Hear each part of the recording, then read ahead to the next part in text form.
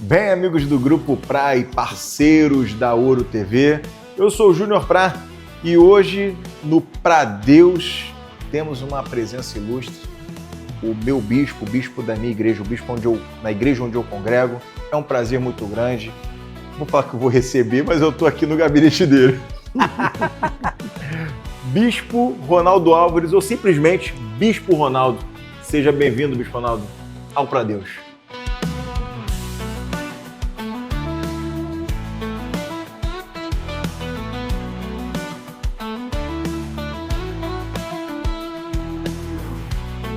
É uma alegria, primeiro, dirigindo a todo espectador, todo mundo que acompanha a Ouro TV, e eu acredito que vai ser uma experiência nova e boa.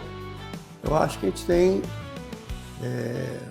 uma história de vida, então é uma alegria estar com todos vocês. Vamos compartilhar o que pudermos na caminhada aqui da entrevista. Mas desde já, Júnior, é uma alegria, uma satisfação saber que vocês são jovens, começando aí e já decolando na programação. Amém. Obrigado, Bispo. E Bispo Ronaldo é líder da Nova Vida 100. Bispo, hoje quantas igrejas são filiadas na Nova Vida 100? Tem bastante, né, Bispo? 12 ou 14. 14? Umas 14, mais ou menos. Sei que a última agora foi a unidade de recreio, né? Sim, sim. A unidade de recreio. E que, graças a Deus, apesar de ser um bebezinho na fé, nova, vou até aproveitar e dizer que você que é da região do Recreio, Barra, Vargem Grande, ou se for de longe, mas quiser nos visitar, Avenida das Américas, 15.455, se eu não me engano. Mas tivemos um batismo agora, domingo passado, e estava cheia a igreja, apesar de ser um grupo novo, quase 200 pessoas, 176 pessoas, para um trabalho que está iniciando. É uma bênção de Deus muito grande. Amém, Bispo. Parabéns. Eu sei que a glória não é do Senhor, mas é um trabalho, né? Sim. É um trabalho bem feito, né, Bispo? E, começamos na pandemia, né? Lá, aí tivemos que parar, retornamos no hotel e o pastor Daniel aqui iniciou, debaixo da nossa orientação, mas depois a pandemia parou e aí tentamos retornar, não foi possível, o hotel disse que ia ter que... O prefeito na época deu uma segunda parada no Rio de Janeiro, proibindo reuniões, e aí nós iniciamos finalzinho de 2021, ali no hotel, tentando recomeçar, e até que no 2022 inauguramos, definitivo, na Avenida das Américas. Estamos lá já há 2 anos e meio, né? Fazendo o nosso melhor. Amém, Bispo. Parabéns novamente. E, Bispo, as pessoas veem o senhor no altar, né? Em todas essas igrejas, sendo convidado para as outras igrejas, né? Também recentemente estava na Argentina, né? Sim. Sim, mas temos também... Tem também lá, né? Tem Nova Vida na Argentina também, né? Aleluia. Mas não conhece de onde o senhor veio, né? Talvez nós, né, que somos membros, sabemos, né? Mas conta um pouquinho para o nosso público da Ouro TV, do Grupo Prá, do Pra Deus. Como começou essa caminhada? Eu coloco a minha vida diante de 2 estágios. No princípio da conversão e, eu diria, no princípio da comunhão. Das primeiras experiências com Deus. Então, o que acontece? A minha conversão definitiva, porque eu fui nasci criado no catolicismo, dentro da Igreja Católica, graças a Deus pela Igreja Católica. Ela sempre foi uma luz para muita gente, um farol para muita gente. E família toda católica, nós fomos criados, fiz primeira comunhão, e até aos 13 anos, né? Mas a minha primeira experiência com Deus, assim, sem o viés de conversão, eu tinha por volta de 4 anos e meio de idade. 4 anos e meio. Nós morávamos num bairro aqui do Rio de Janeiro, era uma colônia de pescadores, Pedra de Guaratiba, e eu lembro que eu brincava com meu irmão mais velho, tinha 5 anos e meio, mais ou menos, eu tinha uns 4 anos e meio. E a gente brincando de esconder, pique-esconde. E eu lembro das minhas memórias mais antigas, de 2 anos e meio, 3 anos, meu pai me colocando na cama, ensinando a orar o Pai Nosso, Ave Maria. Ave Maria eu nunca consegui decorar, mas o Pai Nosso ficou na cabeça. E eu lembro que quando ia sempre levado à missa, eu lembro que com 4 anos e pouco eu estava brincando com meu irmão, e brincadeira de criança, de esconde-esconde, e eu me escondi entre o guarda-roupa e a parede, aquela casa muito humilde. E ali no canto, eu lembro como fosse hoje. Isso eu tinha 4 anos e meio de idade. 4 e meio. E eu disse assim, aqui o Tinho não vai me ver. O Tinho era a maneira de chamar meu irmão Roberto. Ao invés de Betinho, era Tinho. Eu disse, aqui o Tinho não vai me ver. Porque aqui ninguém me vê. E naquele momento eu vi uma voz falando dentro de mim. Eu vejo. Porque eu vejo tudo e conheço tudo. Nossa. E aí eu lembrei que meu pai dizia que Deus sabia de tudo e via tudo. Então eu entendi que era Deus que estava falando comigo.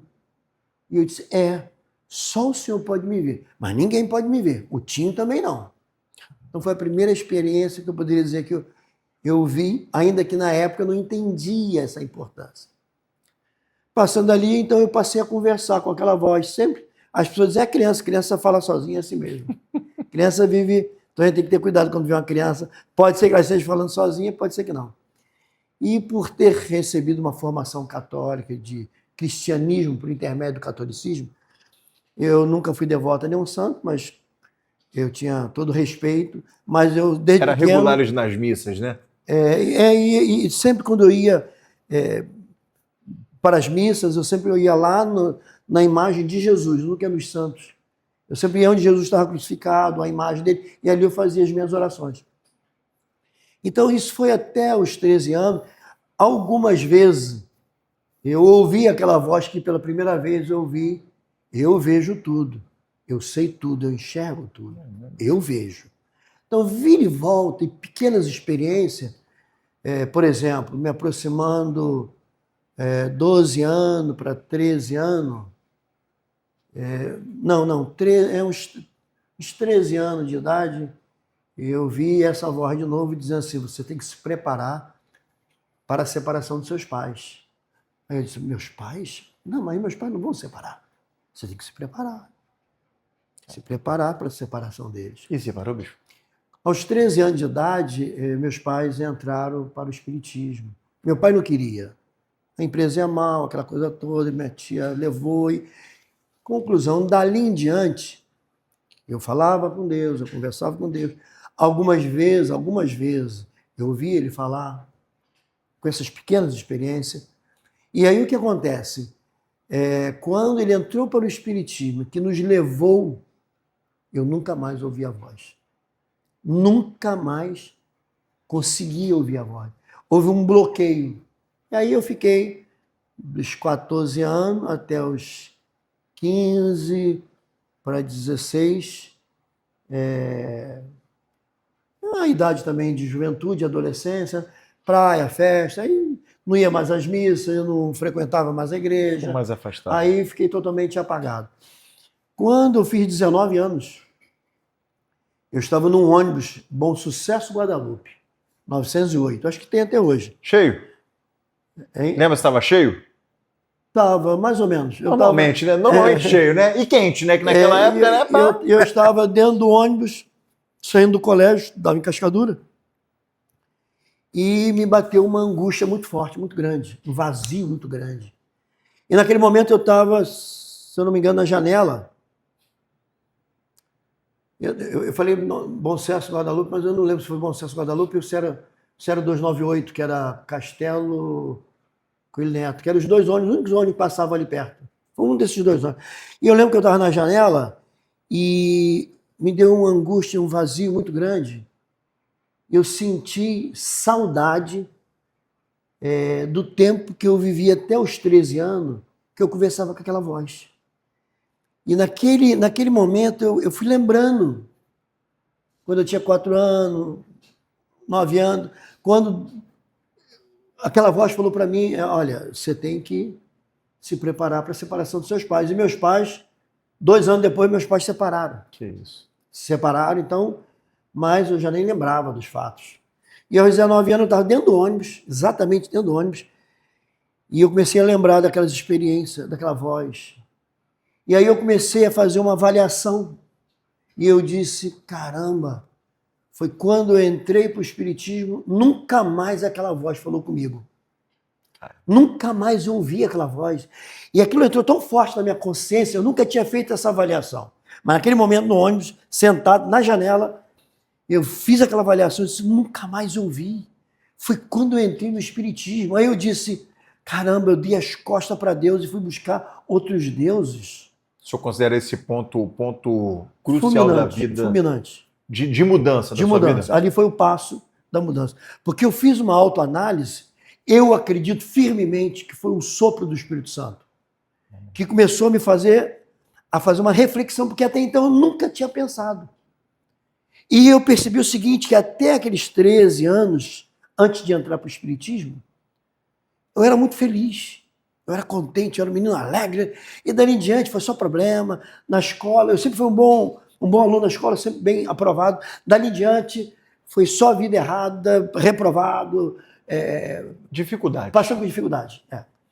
Então foi de mal a pior. E aí eu fiz aquela reflexão, aquele coração apertado, e comecei a analisar. Disse, caramba! Aí o que entrou no meu coração foi uma consciência. Porque a consciência, quando fica só na consciência, é uma coisa. Mas quando ela entra no coração, é desesperador. É verdade. E aquela consciência entrou no coração e eu disse, caramba! Eu dei as costas para Deus quando eu fui para o Espiritismo buscar outras forças ocultas. Desde então eu nunca mais ouvi a voz do Senhor. Aí eu fiz, sem perceber, uma oração. Eu disse, Senhor, me perdoa, que tristeza.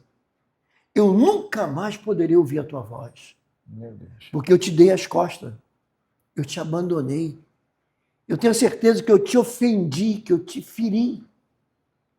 E eu vou ter que conviver com essa culpa de nunca mais poder. Que história, bicho. De nunca mais poder te ouvir. Aí eu entrei no pranto. Comecei a chorar no ônibus, chorar. Chorei muito no ônibus. Uma sensação de perda total. Uma sensação de que acabou. Tu perdeu a chance. Como é que sai do ônibus, bicho? Como é que sai do ônibus desse Com jeito? a cara toda molhada. Pô, tô vivendo isso que o senhor falando aqui na E aí eu fui para casa e não lembro, passaram alguns meses, semanas, meses. O meu pai virou e disse assim, trabalhava com meu pai, ele disse assim, escuta, você vai ter que fazer umas entregas lá no centro da cidade. E nós tínhamos uma empresa, uma gráfica, de Madureira, e ele disse, foi uma estratégia evangelística. Ele já estava frequentando a Igreja Nova Vida, meu pai era alcoólatra, e no desespero, separado da minha mãe, constituiu um segundo casamento, e os filhos, tinha 5 filhos com a minha mãe, e aí aquilo gerou uma dor, um sofrimento, ele era alcoólatra, empresário alcoólatra. Difícil. De dia, o senhor empresário. De noite, tinha que catar ele na rua, às vezes ele estava bêbado. Meu Deus. E aí o que acontece? Ele começou a assistir a Rádio Relógio, ouvir Bispo Roberto Macalester, Bom Dia Brasil, Café Espiritual. E aí, um dia ele foi em Botafogo, assistiu, se converteu, e estava naquela caminhada. E o desespero dele, disse, caramba, eu tenho que resgatar meus filhos, estão tudo largado, tudo... Os 2 mais velhos eram o meu irmão e eu, os outros eram tudo pequenos. O senhor falou de Botafogo, né? Nessa época, né? A Nova Vida em Botafogo, Sim, né? Botafogo. Nessa época, o berço das grandes igrejas neopentecostais era em Botafogo, né? Tinha...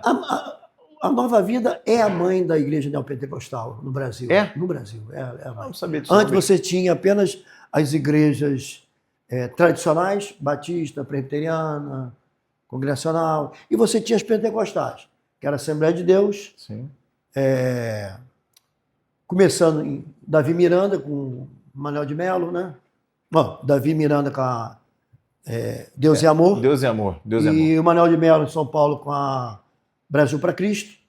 Eram os movimentos pentecostais. Hoje tem muita coisa. Uhum. Mas então você tinha os pentecostais, a Assembleia bastante, nas praças com aquela banda de fanfarra, né?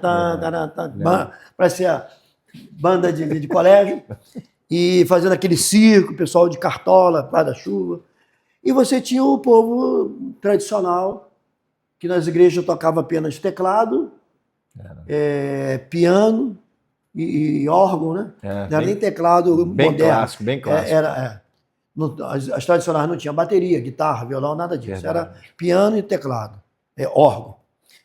E a Nova Vida, então, o Bispo Roberto, em Botafogo, foi a mãe desse grande renovo, que a gente pode falar mais à frente, quando entrarmos na questão da igreja. Acabei cortando o senhor, né? O senhor estava ali na parte do vão do seu pai, né? Aí ele montou uma estratégia inteligente. Ele disse o seguinte, olha, temos que entregar algumas mercadorias lá na Rio Branco, no cliente tal, e depois você me pega em Botafogo, que eu vou estar lá em Botafogo tratando de um assunto, e a gente volta junto. Eu falei, tá bom. E aí eu falei, mas não posso fazer entrega de manhã? Não, deixa o final do dia que o cliente pediu para fazer no final do dia. Mas foi uma estratégia por quê?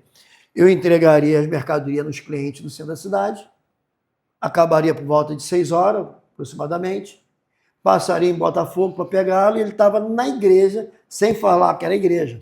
E a Igreja Nova Vida, o letreiro, lá é um prédio de 7 andares, o letreiro é Templo de Nova Vida, não era igreja, templo. Então era uma coisa mais moderna para a época. E aí eu fiz as entregas, não tinha GPS na época, era Guia Rex, aquele livrão que a gente ia procurando e achando os endereços. E eu fui, e ele estava lá, vamos entrar aí. Quando acabar a reunião, a gente sai. E, para minha surpresa, quando eu entrei, não tinha cara de igreja, um auditório bonito, lembrava o auditório do Colégio Federal Pedro II, em São Cristóvão, onde eu estudei. O senhor estudou no Pedro II? Estudei no Colégio Federal Pedro II. Caramba, que legal. Aí, aquilo criou uma identidade. Eu falei, pô, legal, isso aqui parece um anfiteatro lá do colégio. Aquilo facilitou eu não ter resistência no local. Não reparei direito as pessoas com Bíblia, todo mundo tinha, mas não estava nem ligado nisso. E aí subi para a galeria com o meu pai. Galeria, a igreja tinha muita moça bonita, né? Eu falei, rapaz, esse negócio aqui é abençoado demais. Eu estou falando abençoado agora, mas na época, isso aqui é bom, hein? O negócio aqui. E aí eu ouvi a mensagem não, eu assisti lá com meu pai, vai demorar muito. Ele, não, fica tranquilo, rapidinho acaba, a gente vai embora. Não sei o que foi pregado, sei quem pregou, mas não sei o que foi pregado, não lembro o que foi cantado. Se você perguntar, você foi tocado por Deus? Ali você se converteu? Não. Não, porque eu fiquei tão distraído com o ambiente e com as meninas, as pessoas, Botafogo... Um ambiente um pouco mais elitizado. Em 1977. Caramba. Não existia a Universal, não existia a Igreja da Graça, essas comunidades todas, tudo vieram do movimento Nova Vida. Caramba. A Universal, eles frequentavam Nova Vida, a R.R. Soares frequentava Nova Vida. Verdade. Então, as grandes igrejas... Não tinha o coreto ainda, né? Não tinha o coreto. Tinha, foi onde o Bispo Roberto fez o primeiro culto, onde uma cega foi curada. Depois veio o movimento demais igrejas. Pouca gente sabe disso, hein? Pouca gente sabe disso. Pouquíssimos sabem disso. Para mim, tinha começado o coreto sozinho, lá, a ideia do coreto. Então, teve antes gente lá que... O Bispo Roberto começou lá no coreto, lá na Praça do Meia. Praça do Meia. A inspiração do outro amigo é porque eles frequentavam a Nova Vida, né? Sim. Entendeu? Então, vamos lá fazer, provavelmente, eu acho, não sei. Mas vamos falar da Nova Vida. Mas a história é boa. Até porque eu tenho muitos amigos lá. Amém. E eu louvo a Deus pela vida de todos os pastores e líderes. Mas aí o que acontece? Vamos embora. Na segunda semana, na outra quarta-feira, meu pai montou a mesma estratégia. E, vamos ter que voltar lá. Não, mas tem que entregar, você aproveita e me pega lá, eu vou ter que voltar de ônibus. Você está com uma Kombi, carro de entrega?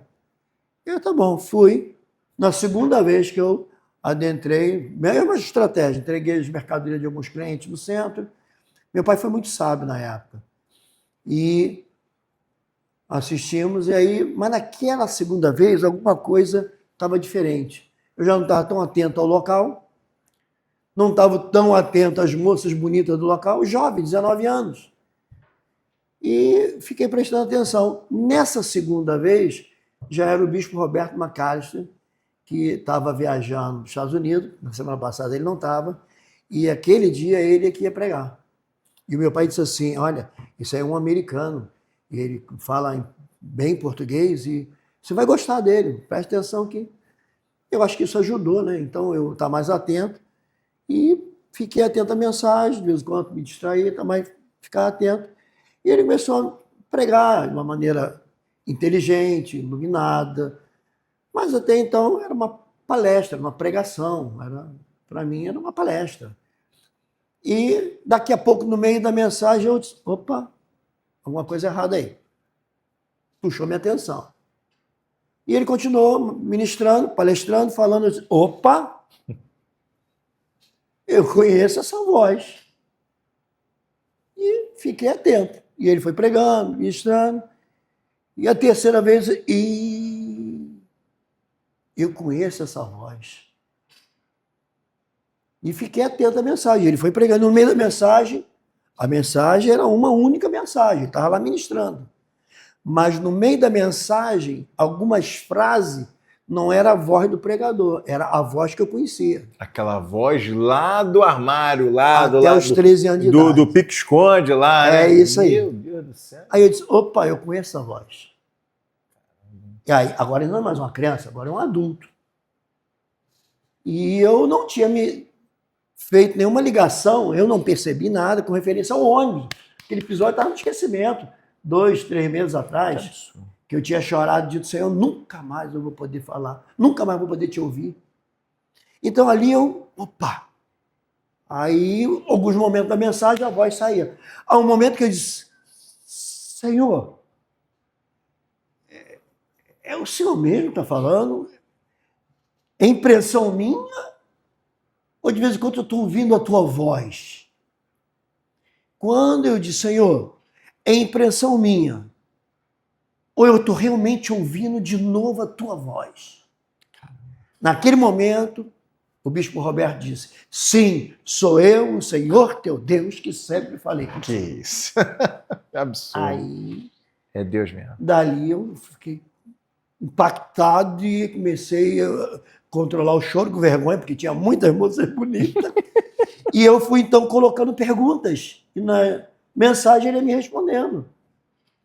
E aí, depois de muitos anos, novamente, eu voltei a ouvir a voz do Deus a quem eu conhecia na minha infância, mas não mais diretamente, através de alguém.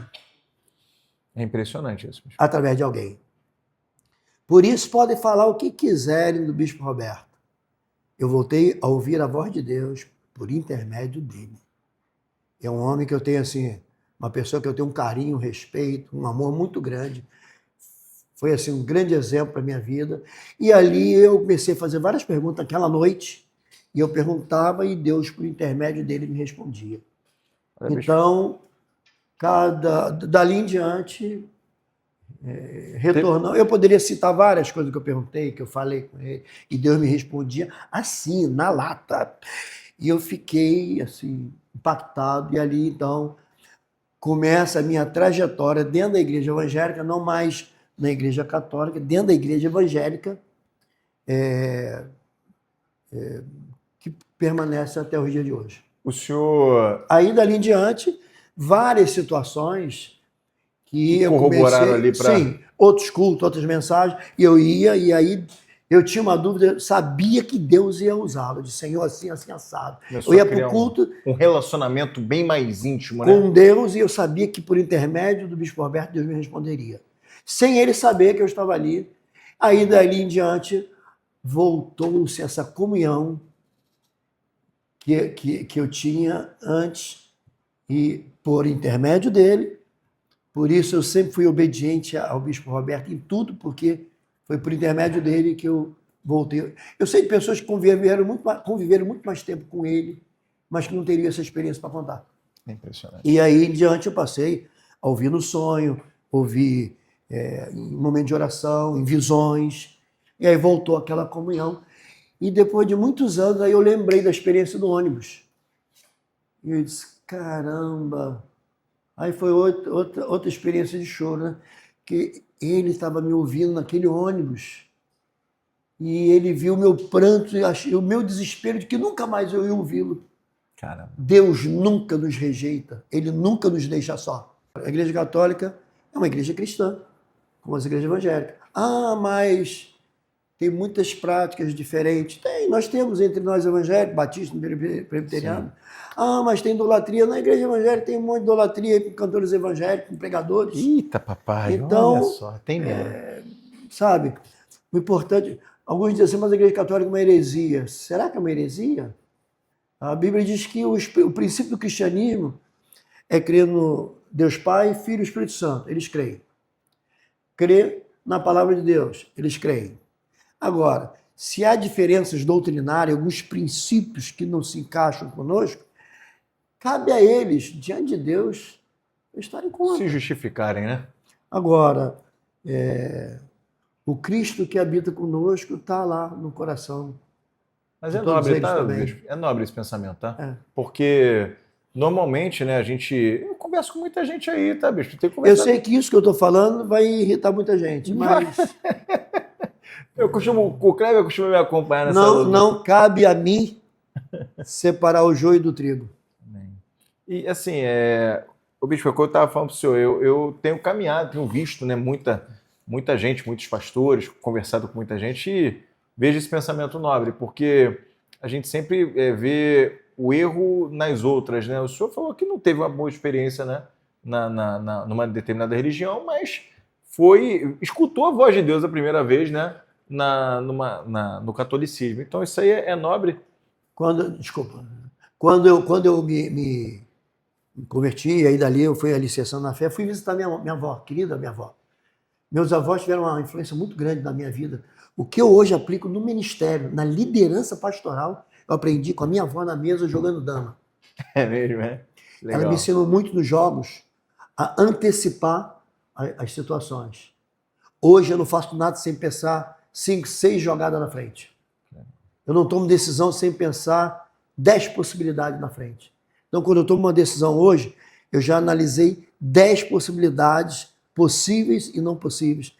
E quando nos tornamos evangélicos e abraçamos a fé, não abraçamos a fé, que a fé cristã sempre teve na gente, mas abraçamos a fé cristã dentro da comunhão e da caminhada evangélica, eu fui lá procurar minha avó, avó, tudo bem e tal. Eu sabia que ela estava muito triste quando nós abandonamos o catolicismo e veredamos no espiritismo. E aí voltamos um dia, eu fui lá, e aí, vó, cadê o tabuleiro de dama? Tá aí, vamos jogar, faz o cafezinho. Ela fez o cafezinho, sentamos. Eu disse, vó, tem uma novidade para contar para a senhora. E ela disse, o que foi? Boa ou ruim? Bem, para mim é muito boa, eu acredito que vai ser boa para a senhora também, espero que seja, né? E eram aquelas católicas... Fervorosas. Não é beata, não, aquelas católicas fervorosas de frequentar, de amar os mandamentos, espírito de São Francisco, compartilhar com os pobres, ajudar. E eu disse assim, nós largamos o espiritismo, estamos caminhando na igreja evangélica, Nova Vida. Eu lembro como fosse hoje.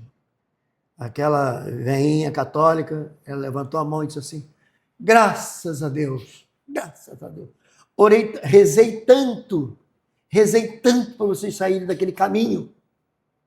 Não é o que eu gostaria na igreja católica, mas ótimo, muito bom, fico feliz. Então, eu lembro assim, da sabedoria da minha avó, e ela ficou muito feliz, saber que nós largamos os espíritos ocultos e voltamos para o caminho do Senhor Jesus. Amém, bispo. Desculpa, eu te cortei, mas... Não, mas que maravilha, eu tô maravilhado com essa... Sinceramente, eu nunca tinha escutado essa história. O senhor sempre... Eu acho bem legal, bispo, quando o senhor utiliza de parábolas, né? Para que nós possamos entender, né? A palavra, né? Contando situações da vida das pessoas, assim, para que a gente possa... Eu sou uma pessoa que voltei pro Evangelho dentro dessa igreja Nova Vida 100. Não é que eu estava afastado, mas eu estava desigrejado. E aqui foi uma igreja que eu me apeguei e sou membro e eu, inclusive, minha filha fala assim, ó, não vamos sair nunca mais de Itaguaí, porque eu amo estar na igreja, eu amo congregar com as pessoas e aqui eu me sinto muito acolhido por causa desse... Agora eu sei por quê. Por causa desse formato familiar que vocês abraçam aqui as pessoas. Sim. Mas, bispo, hoje a igreja Nova Vida 100 está com quantos anos? Ih, peguei o senhor, hein? 31, acho. Nova Vida 100. Nós começamos aqui em 93. 93, 2025. Setembro vai fazer 32, vai fazer né? 32 anos, né? Isso aqui, quando nós começamos em Itaguaí, não o ministério. Não, ministério. Eu fui pastor em São Paulo.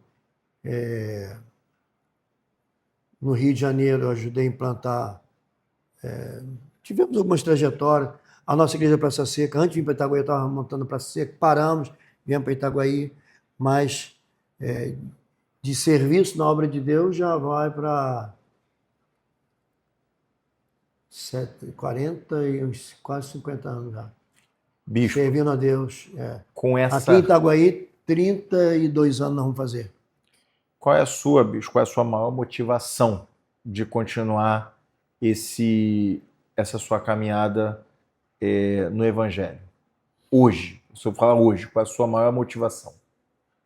Eu não sei se eu teria uma maior. Eu teria que, se eu citar uma, eu pecaria contra as outras. Mas eu acho que eu poderia resumir o seguinte: a minha grande motivação são as orações que ainda não foram atendidas. Por exemplo, desde que eu me converti, a gratidão de ter ouvido aquela voz de novo, que era a minha paixão na infância. E saber que ele me chamou de novo e disse: agora é para sempre, não tem mais separação. Acabou esse período de separação, agora é para sempre. Vamos em frente, vamos caminhar junto e fazer o que tem que ser feito. E entre muitas colocações que Deus me apresentou, eu apresentei as minhas também. E uma delas era: Senhor, eu quero chegar no final da jornada, com as mãos cheias de almas. Mas cheias de almas. E por mais que eu tenha ainda, eu acho que está muito vazia as mãos. Você acha? Eu acho. Mesmo depois desses 50 anos? Eu acho. Eu tive um sonho quando ainda solteiro, lá para os 20 anos, 21 anos, entre os 19 e os 21 anos, aqueles 2 anos iniciais. Deus sempre me falou muito. Por eu ter vivido aquele período do espiritismo, eu não tinha medo. Desde pequeno, comecei a confrontar. Na vida espiritual, eu sempre confrontei as forças. E Deus começou a me derramar muitos dons e autoridade nesse mundo espiritual. Tanto que eu não posso reclamar. Tem muita coisa com Deus que eu reclamo, porque o tempo dele ainda não se cumpriu, então eu fico reclamando para ele acelerar o tempo. Mas outros eu não tenho direito, que eu diria que é a bênção de ser usado através dos dons espirituais. Eu não tenho que reclamar. Em todos os momentos, ou quase todos os momentos, que eu precisava de um dom espiritual, ou para a minha vida, ou para a igreja, ou para o povo, Deus sempre manifestou poderosamente.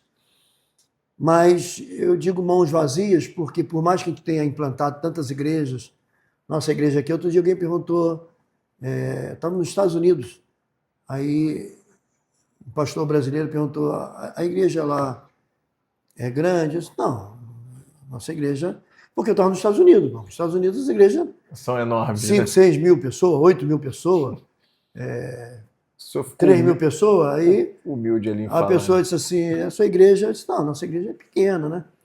Aí eu mostrei a filmagem e, caramba, quantos lugares? Eu falei: dá para colocar lá 2 mil e pouquinhas pessoas. Mais 2 mil dá para colocar? Não. Então o que acontece? Depende da perspectiva de cada um. Para o americano, somos uma igreja pequena. Eu vejo sempre como uma igreja pequena. Mas eu tive um sonho, quando jovem, sobre o juízo final. E era bem no início, né? E eu sonhava que nós estávamos se aproximando do juízo final, e eu corria nas ruas, evangelizando e falando: venham, Jesus. E eu trazia as pessoas. E era noite. O sonho, nós estávamos na noite. É como se fosse o Rio de Janeiro. Um monte de prédios, como se fosse São Paulo. Muitos prédios. Sim. É como se fosse São Paulo dentro do Rio de Janeiro, que o Rio de Janeiro tem poucos prédios comparado a São Paulo. Eram muitos prédios. E ali como se fosse o porto do Rio de Janeiro. Você estivesse ali na Rio Branco, ali, cortando ali a área do porto. Sim, tem muitos prédios. E é como o Rio de Janeiro fosse todo, não tivesse aquela parte menor, mas era todo de muitos prédios.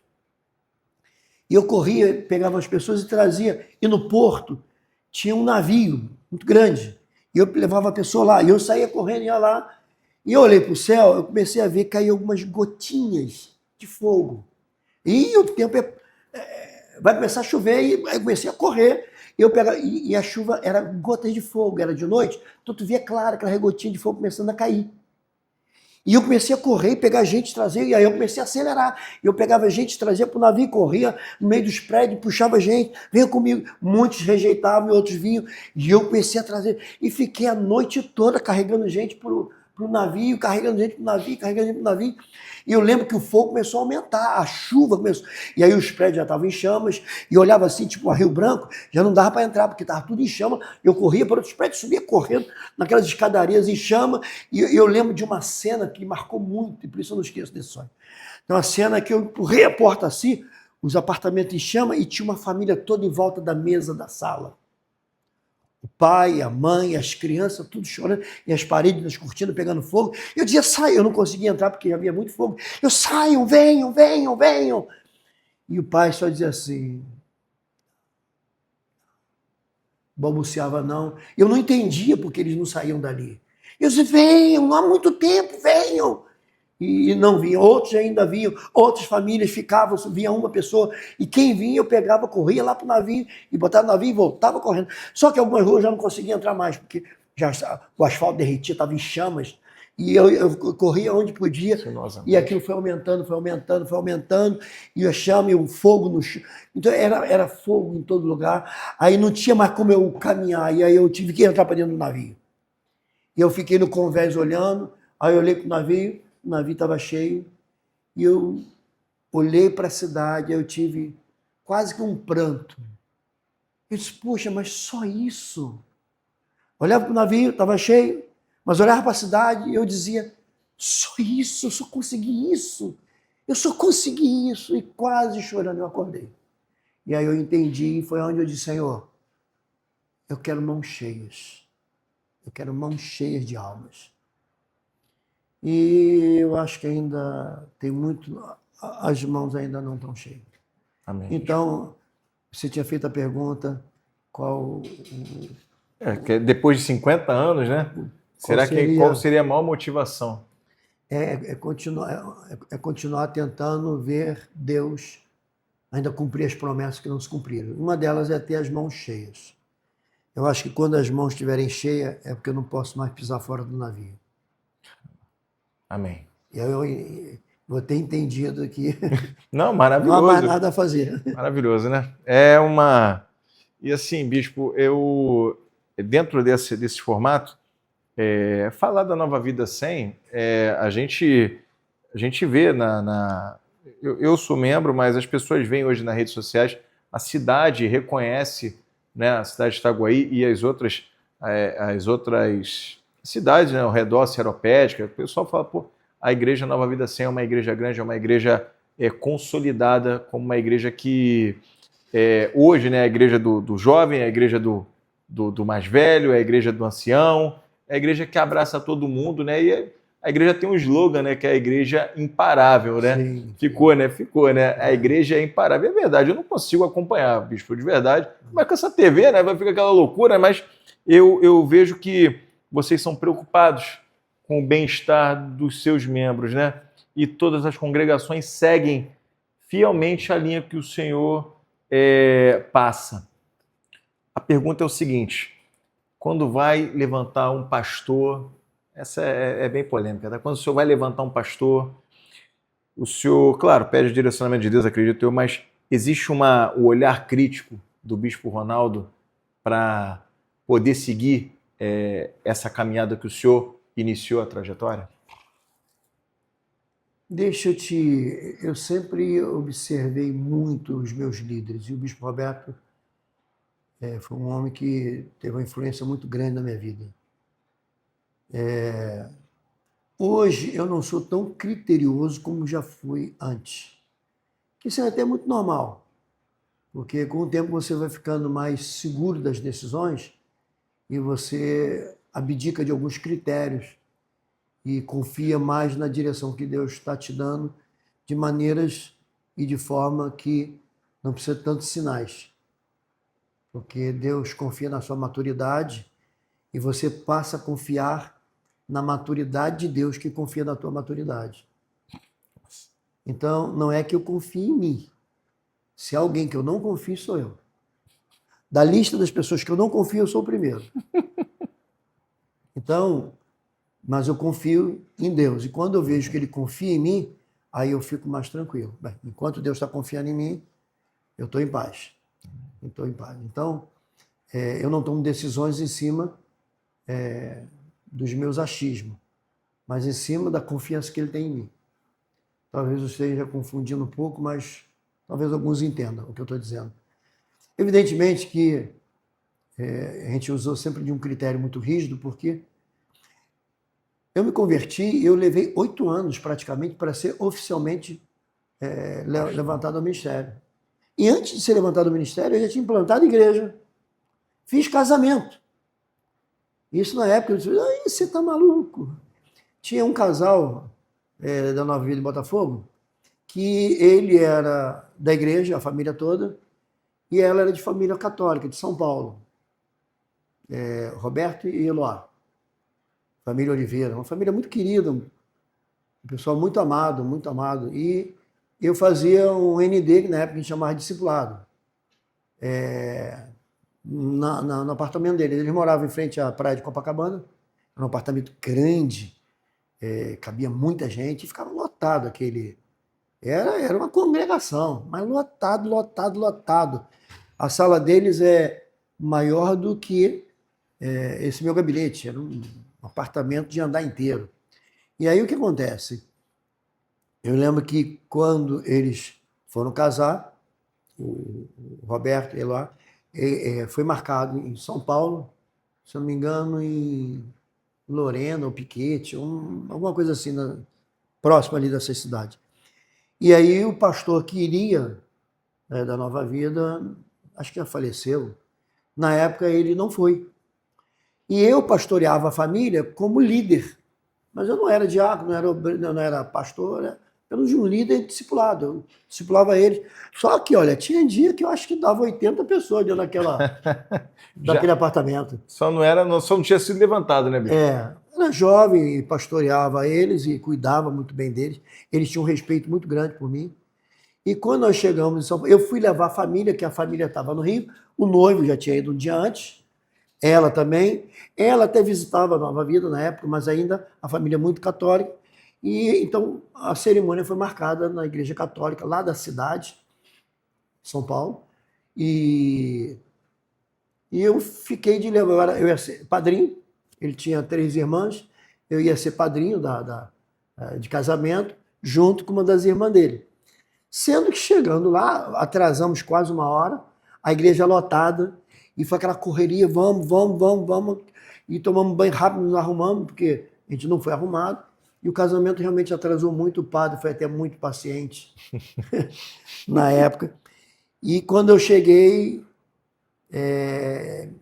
me chamaram e disseram o seguinte, olha, o pastor disse que não vai vir. O pastor ia sair do Rio de Janeiro, não poderia ir, aconteceu alguma coisa, e o rapaz disse, não, então o casamento seria ecumênico, seria o pastor e o padre fariam, porque a menina é da Igreja Católica, o pastor representaria, e o pastor não foi. E aí foi uma situação péssima, porque a igreja lotada, nós atrasamos quase 1 hora para chegar lá, tivemos que nos arrumar correndo, e o padre muito paciente. Quando nós soubemos que o pastor não iria, e o rapaz disse, Ronaldo, você é o meu líder, o líder da minha família, você que cuida da gente, você vai ter que assumir o lugar do pastor. Eu disse, não, você está maluco, rapaz? Eu disse, não. Eu falei, esquece isso. Deixa só o padre fazer. Não. Eu quero que o meu líder represente o meu pastor. Você vai ser o meu pastor aqui. Eu disse, não faça isso. E eu pensei comigo, o que o meu pastor e o meu bispo... Sabe o que esse garoto foi fazer casamento? Eu disse, não. E ele disse o seguinte, ele bateu o pé, a família disse, se você não aceitar, não vai ter casamento. Que isso? A festa pronta, a igreja lotada, o padre esperando, mais de 1 hora de atraso, e o abacaxi caiu na minha mão. Se eu digo, não vou participar disso não. Eu vim para ser padrinho de casamento. E eu fiquei num dilema, de caramba, e agora? E eu ainda aguentei ali uns 20 a quase 30 minutos, dizendo não, não, não. E aí que eu vi que eles não iam ceder, disse, não, se você não aceitar, não tem casamento. Então eu peguei, isso tá bom. Aí concordei, o padre me chamou, ele disse, olha, eu vou fazer isso na homilia. Ele foi muito ético, o padre. Ele escolheu aquela parte da homilia que se usaria o evangelho. Caramba. Até porque a homilia seria dele, né? Da Igreja Católica. E eu, então, foi engraçado porque eu era padrinho com a irmã dele. Então, nós combinamos, olha, essa parte aqui, você vai ler Mateus assim, assim, assado, depois me passa e tal, eu faço a parte das alianças, você ora. Então, foi feito dessa forma. Mas o engraçado é que, quando era a minha parte, eu estava ali do lado dele no altar, falando, lendo o evangelho, e aí quando eu passava para ele, eu descia e ficava do lado da madrinha. Quando era a minha parte, eu voltava. Então aquilo foi até engraçado. Mas o padre entendeu bem, ele começou dizendo, ó, de acordo com a encíclica, explicou a igreja, de acordo com os artigos papais lá, a igreja estava liberada para fazer um casamento ecumênico e tal. Mas a cidade não acolheu aquilo bem.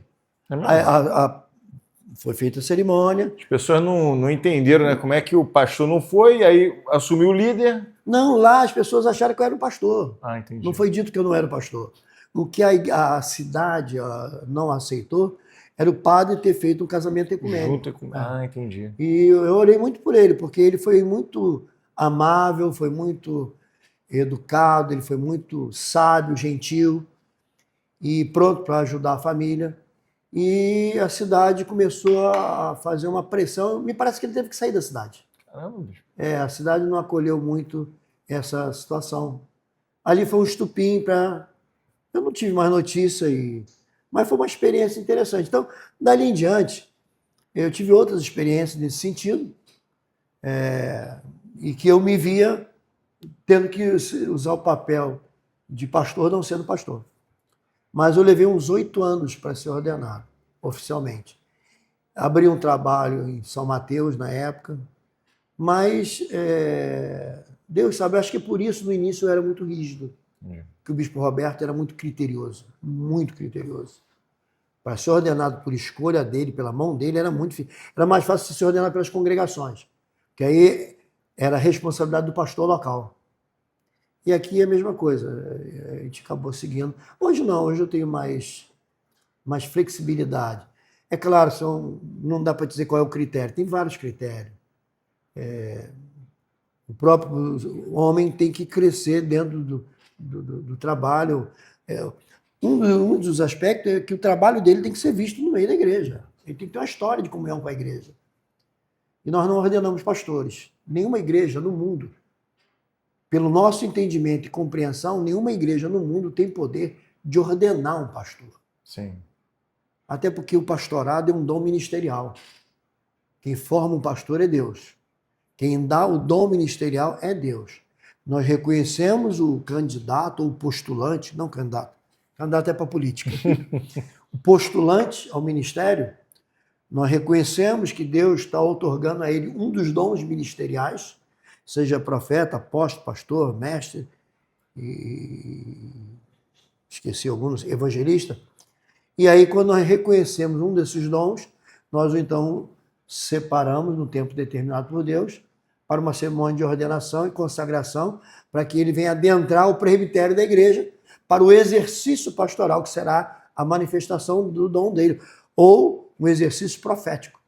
Nós não entendemos dons como hierarquia. Não. Nós entendemos dons como dons. A hierarquia... É um entendimento diferente de muita gente, né? Sim. Nós entendemos o seguinte.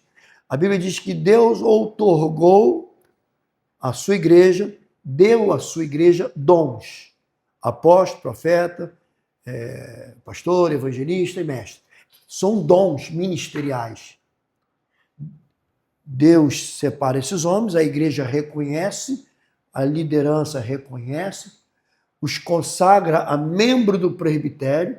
Você vê que quando Pedro era um apóstolo? Sim.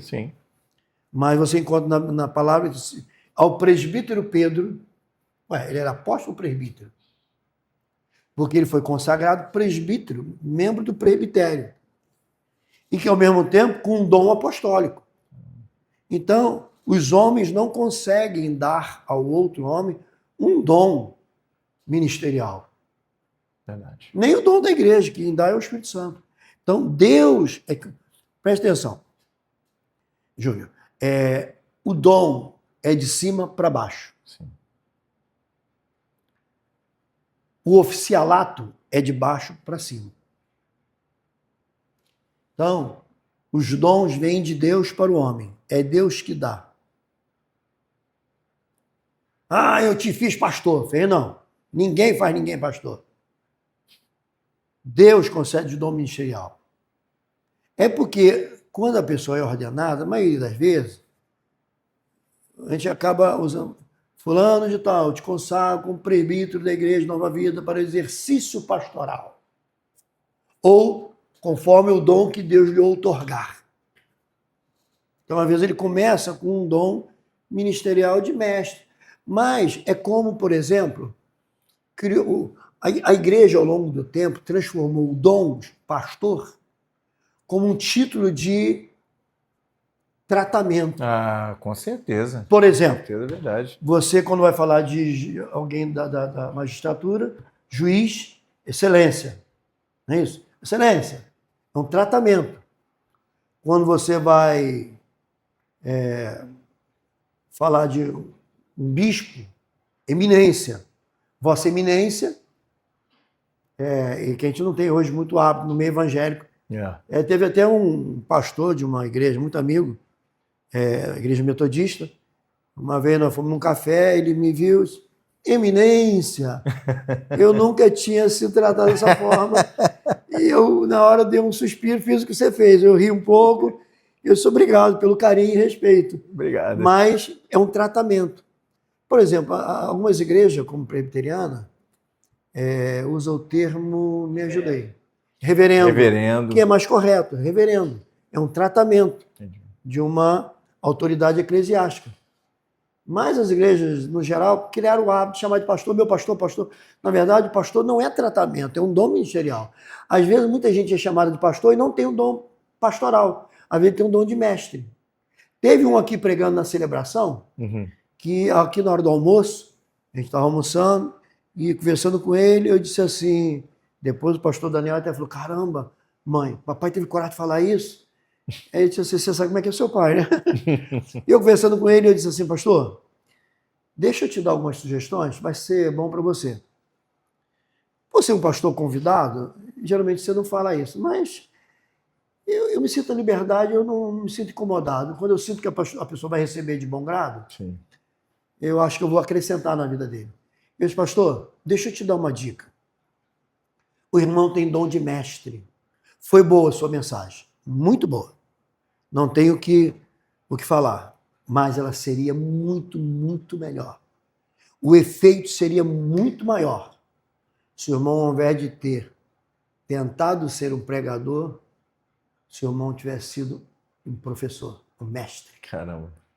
Aí ele me olhou assim, deu uma recuada. O irmão é profundo, a gente almoçando aqui, conversando. Eu vi o quanto o irmão é profundo. O irmão tem conhecimento de grego, latim, do hebraico. O irmão vasculha as escrituras com profundidade, porque o mestre, ele faz isso.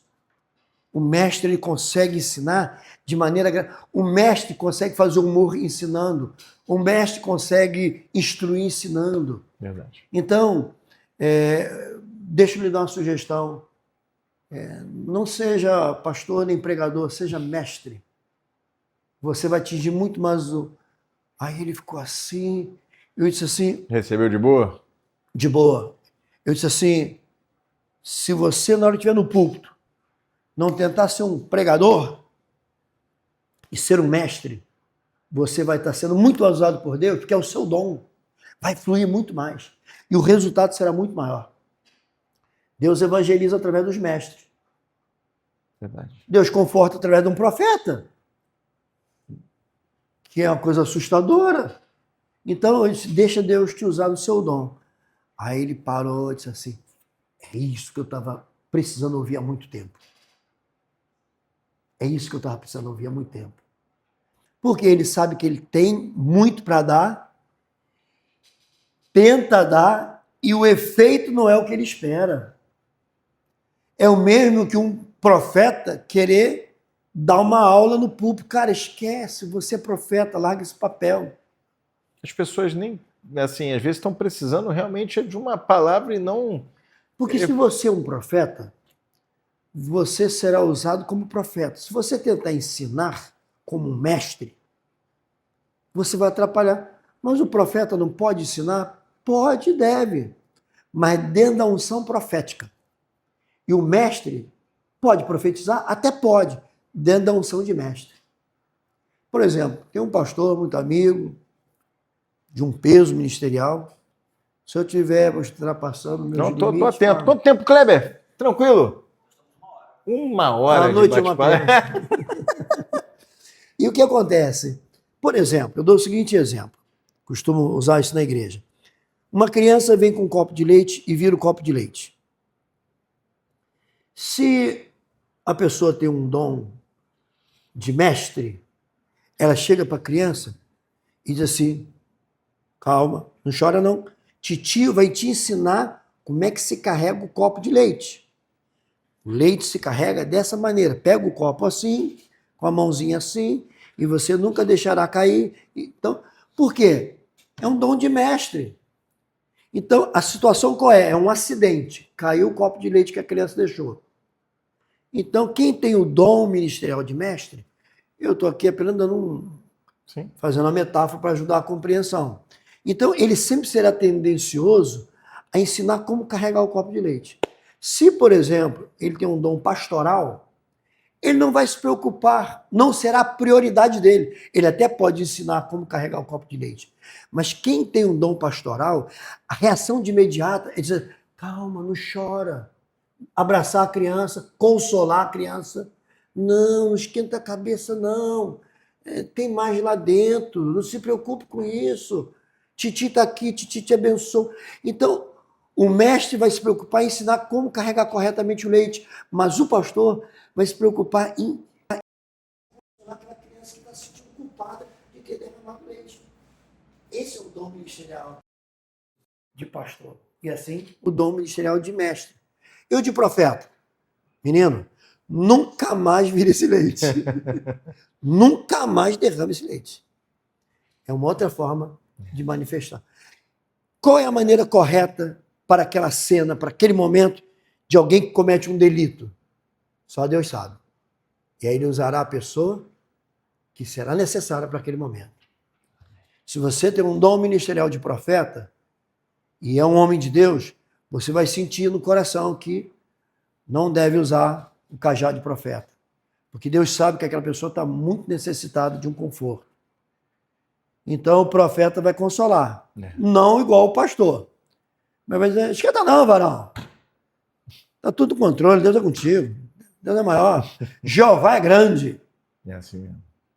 Consolo de profeta é assim. É quase que batendo. E eu vou falar para o senhor, assim, agora conversando mais, entendendo um pouco mais, hoje eu entendo o porquê, tá, bispo? Assim, falsa modéstia, mas é que o senhor, aonde a Nova Vida 100 está, eu tenho certeza que vai perdurar, porque pastora Márcia, o senhor, os 3 filhos, né?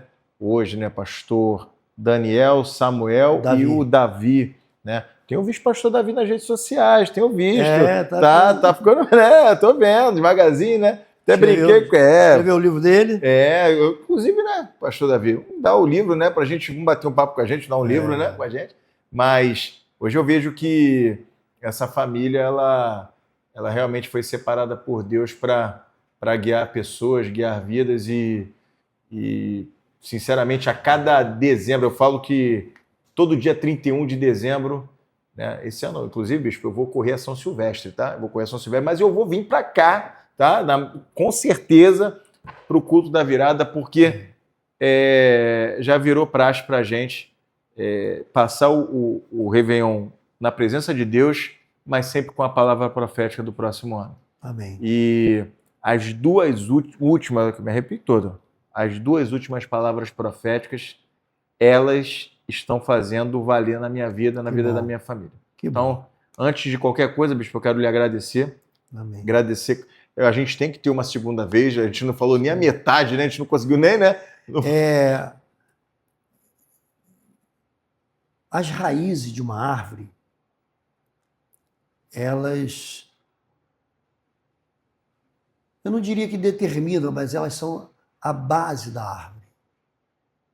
As pessoas olham muito os frutos e as folhas, mas não há folha, não há fruto, se as raízes não forem boas e estiverem bem fincadas na terra. E às vezes a terra não é nem muito boa, mas se a raiz for forte, ela sobrevive. Ela sobrevive. E a árvore acaba dando fruto, onde a maioria até não dá fruto. Então, eu louvo a Deus pela minha história de vida familiar. Eu agradeço a Deus que o Senhor Deus tem sido assim muito bondoso, até porque eu considero lá as minhas raízes, os meus avós, o tipo de caráter, o tipo de vida que eles viveram, de integridade, de retidão. O meu avô, pai do meu pai, faleceu. Eu lembro dele, eu tinha 5, 6 aninhos. E lembro claramente de eu sentado na mesa com ele. E eu lembro que meu pai contava algumas histórias e dizia o seguinte, que quando meu pai era criança, ali em Madureira, tinha em frente à estação, era o ponto de táxi. Os táxis antigos eram aqueles carros, tipo aqueles carros cubanos, aqueles carros preto, aqueles carros velhos, antigo redondo. Não havia fabricação de carro nacional. E havia aquele monte de carro. E meu pai disse que uma vez ele, com os irmãos, eram tudo pequenos, e meu avô parou, e nós vamos ter que pegar um táxi. Chamava-se lotação, que era aqueles carros grandes, igual aqueles carros antes dos intocáveis, né? Aqueles carros bem antigos. Só tinha carro preto na época. E aí meu avô ia e escolhia. Eles ficavam brigando. Vamos naquele, pai, vamos naquele, falando pro meu avô, né? E meu pai dizia assim, que meu avô virava e dizia assim, não, vamos naquele lá. Aí os filhos, né, no caso meu pai e meus tios, diziam, aquele, pai, não, aquele é muito velho, muito feio, muito caindo nos pedaços. Aí ele entrava, vamos naquele. Mas por quê? Porque lá dentro do carro eu vou explicando. E aí meu pai dizia que eles iam tudo aborrecidos, porque eles queriam andar no carro mais bonito, carro grande, apesar que era tudo carro preto, mas ele ia naquele caidinho os pedaços. E ele fazia jogo das palavras. Ele dizia assim, olhem pela janela todos os carros. Aí eles olhavam todos os carros. Olha esse carro que nós estamos entrando. E aí eles olhavam. Então, enquanto a gente vai caminhando, eu vou fazer a pergunta e vocês me respondem. E a pergunta que ele fazia era, qual é o carro mais bonito que vocês viram lá? Aí ele dizia, aquele sal, e o outro dizia aquele outro, aquele. Ah. E qual o mais feio de todos? Ah, é esse que nós estamos indo. Aí meu avô perguntava, qual é o carro mais pobre de todos? É esse, pai, falava eles para o meu avô. E meu avô fazia a seguinte pergunta, onde todos calavam e acabava com a murmuração. Então, qual é o motorista que mais precisa de ajuda? Esse aqui. E aí eles calavam. Esse era o meu avô. E a minha avó aqui. E os meus avós. Então, as raízes... meu pai se converteu. Meu pai teve uma vida muito, muito sofrida. Cometeu muitos erros, muitas gafes. Foi alcoólatra. Entrou para o alcoolismo por causa da timidez e insegurança. Então ele bebia com os amigos para tomar coragem. Sim. De ter que fazer as coisas, de ter que... E aí acabou ficando. Mas Jesus o alcançou, libertou. E os 40 e poucos anos da vida dele foi servindo a Deus. E ele conseguiu resgatar, através da oração, do quebrantamento, daquela simplicidade dele, todos os filhos. Tanto do primeiro quanto do segundo casamento. Nós somos ao todo de filhos. Tem uma filha, irmã, a Raquel, que esteve aqui com o esposo dela, Bispo Paulo, que está na Nova Vida lá de Botafogo. E somos 6 irmãos, dos quais, dos 6, 5 são pastores. Nossa. 5 são pastores. Uma bela raiz, uma raiz bem profunda. Daí foram se convertendo primos, tios, toda a família foi alcançada. Eu tenho primos e tias e primas que estão convertidos hoje, não sabem que as nossas orações, meu pai conosco, fomos orando e Deus foi alcançando todos eles. Tem primo pastor que está em missões, tem primo que orava pequenininho, que hoje se eu ver eu não reconheço na rua, mas que eu sei que está pregando, e fulano está em tal lugar. E a vida sofrida dele deu muitos frutos, muitos frutos. Então, foi uma raiz abençoada por Deus. Eu tenho, sim, muito a agradecer a Deus por tudo. Eu não sei se a gente já tem tempo para falar ou edita depois. Deus tem sido muito bondoso conosco. As nossas experiências ao longo dos anos. Eu acho que Deus fez muito mais fora da Nova Vida, por nosso intermédio, do que dentro. A própria cidade aqui, eu evito de falar certas coisas, mas algumas pessoas de outras igrejas, às vezes mais antigos, viveram aqui 40 anos atrás. Muitos pastores da cidade se foram fora da cidade, outros morreram. Uhum. Mas muitos têm dito, a cidade, me disse uma pessoa, a cidade de Itaguaí, ela era uma antes do Senhor chegar com a Nova Vida, e ela é outra depois. Nós mudamos a história política, nós mexemos em muitas coisas, nós oramos por milagres, assim que você não tem noção. Nós quebramos maldições na cidade, cercamos a cidade com... Temos milagres, histórias que as pessoas ficam assim, vocês fizeram isso, nós fizemos isso. E os resultados visíveis. Alguns estão até publicados na internet, através de Bandeirante, através da Record, está aí filmado o que Deus fez e que Deus foi nos usando de maneira poderosíssima, coisas que aconteceram. Gratificante, né? Foi o presidente, o magistrado que dirigia o fórum dessa cidade, na época não estava mais sendo uma pessoa Próxima, né? Feliz com a... Não era mais o que a cidade precisava na época, e Deus precisava fazer alguma coisa. E como fazer? Quando você tem um líder que eu tenho que ter cuidado a falar que é o presidente do fórum, ele só sai se ele quiser, ninguém tira. Quando é um juiz, pode ser transferido ou oferecido. E nós fizemos 7 semanas de jejum e oração. Perdão, não 7 semanas de jejum. Fizemos uma semana de 7 semanas, 7 sexta-feiras, orando pela cidade, pelo fórum. Uhum. E Deus havia me dado um sonho. Nós éramos novos na cidade. Eu estava em cima de um prédio e era em frente ao fórum. E eu olhava lá de cima, estava tudo muito escuro. E eu olhava para dentro do fórum, estava muito escuro fora. Uma escuridão total. E eu simplesmente... eu via assim uma luzinha, tipo luz de bonde, tipo luzinha de altar. Fraquinha. Eu disse, gente, muita escuridão no fórum, deixa eu ver o que está acontecendo. Aí eu descia do prédio, onde eu estava, e eu atravessava a rua e pisava na calçada para entrar ver o que estava acontecendo. Muita escuridão, total escuridão dentro do fórum. E quando eu pisava na calçada, que eu ia em direção à porta, meus pés afundavam em muita lama. Parecia pinche, lama podre, lama suja. E eu acordei e fiquei assustado, meu Deus do céu. Muita lama na calçada do fórum, lá dentro, muita lama. E aí nós fizemos 7 semanas de oração, pedindo a Deus para que Deus interferisse. Que tirasse aquela lama. Que tirasse aquela lama. Essa era a nossa oração. 7 sexta-feira. Para que Deus fizesse alguma coisa. Na 7ª sexta-feira, antes de começar o culto, o diácono chegou, esbaforido. O senhor está sabendo? O senhor está sabendo? O senhor está sabendo? E aí, o senhor já está sabendo? Eu falei, o quê? O juiz saiu daí. O presidente fora. Como assim? Impossível. Ele pediu transferência. Hoje, sexta-feira, 7ª semana. Ele não está mais. Na 7ª semana, ele foi tirado. O relacionamento com Deus, com o Senhor, sempre foi muito estreito, né? Eu poderia citar outras situações aqui que a igreja sabe, mas prefiro reservar para uma outra ocasião. Mas os milagres, Deus operou tanta coisa. Eu tinha algumas experiências assim milagrosas, muito grandes, como aconteceu agora na Argentina, na campanha de evangelização que nós fizemos. Mas assim, Deus tem feito assim lá em Miami, orando na igreja de alguns amigos, irmãos, e vendo Deus agir, fazer.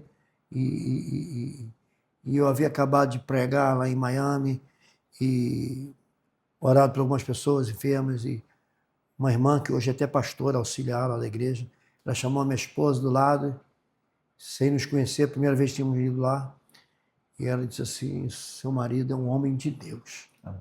Chamou a minha esposa em particular. E aí, ela, que bom. Assim, acanhada, agradeceu. Obrigado, irmã. A esposa foi modesta. Eu disse, não, eu falo firme. Ele é um homem de Deus. Eu senti a presença muito forte de Deus na vida dele. E vou trazer meu marido, que não frequenta aqui, para ele orar por ele. E ela trouxe ele. O homem estava numa depressão, enfermidades graves. E ela trouxe, depois no outro culto, nós oramos por ele. Depois retornamos meses depois e tivemos o privilégio de ir lá almoçar na casa deles e ter uma tarde com eles. E o homem já estava saudável, assim, não tão saudável, porque ele é de uma idade já bem puxada, mas conversando, estava aquele homem acamado, todo enfermo. Então Deus tem feito coisas assim grandiosas. Poderíamos citar ressurreição de morte. Às vezes a gente diz assim, Deus operou um milagre, eu orei pela grávida que a criança estava morta, Deus ressuscitou. Temos essas experiências de ter orado por alguém que estava um feto morto e Deus ressuscitou o feto. Mas temos casos de afogamento, de uma hora depois de morta, a pessoa voltar à vida. Então, Nossa. Eu tenho assim, só que agradecer a Deus que o nosso ministério tem sido visitado com abundância nos dons ministeriais. Mas o que mais nos alegra e nos regozija não são os sinais, os milagres, as coisas que Deus opera, mas é a presença real dele. Nós temos uma promessa que a nossa igreja terá o canto do Espírito. E é isso que nos faz vivermos felizes. Que essa igreja, ela tem o canto do Espírito.